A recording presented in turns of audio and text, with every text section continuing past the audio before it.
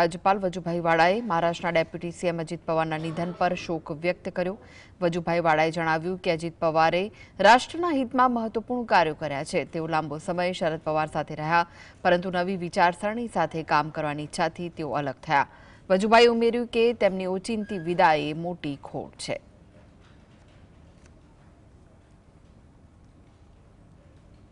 પોતાના પરિવારના સભ્ય સાથે પણ સંઘર્ષ કરી અને પોતાની વિચારધારાને એને ખૂબ જ મક્કમ રીતે આગળ વધારી છે। બોમ્બેની અંદર જ્યારે કોઈ અધિવેશન થાય કે મળવાનું થાય, અમારે ગુજરાત, મહારાષ્ટ્ર, રાજસ્થાન, મધ્યપ્રદેશ અને ગોવાના લોકો વારંવાર પાર્ટીના કાર્યક્રમમાં મળતા, ત્યારે અજીત પવાર પોતાના સ્પષ્ટ વિચારોથી એ રાષ્ટ્રના પનોતા પુત્ર તરીકે એમને કામ કર્યું છે।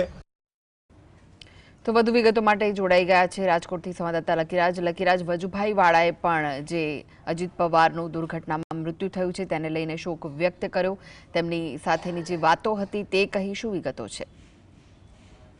આપને જણાવી દઉં કે મહારાષ્ટ્રના નાયબ મુખ્યમંત્રી અજીત પવારનું દુઃખદ અવસાન થયું છે। દુર્ઘટનામાં તેમનું જે મૃત્યુ થતા સમગ્ર મહારાષ્ટ્ર છે તે હાલ તો શોકમગ્ન છે। તો અલગ અલગ પ્રતિક્રિયાઓ છે તે રાજનેતાઓની આવી રહી છે। તેમાં જો વાત કરવામાં આવે તો ભાજપના વરિષ્ઠ નેતા અને કર્ણાટકના પૂર્વ રાજ્યપાલ વજુભાઈ વાળા દ્વારા નિવેદન છે તે આપવામાં આવ્યું છે।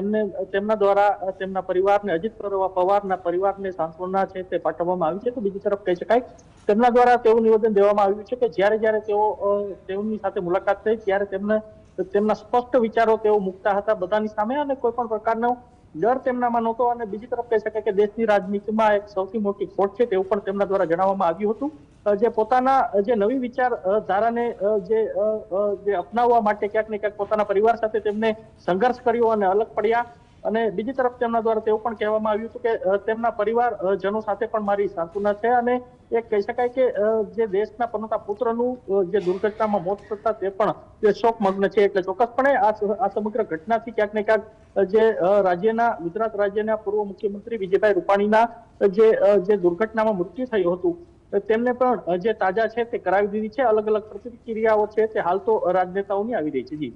જી જી, આભાર લકીરાજ માહિતી આપવા માટે।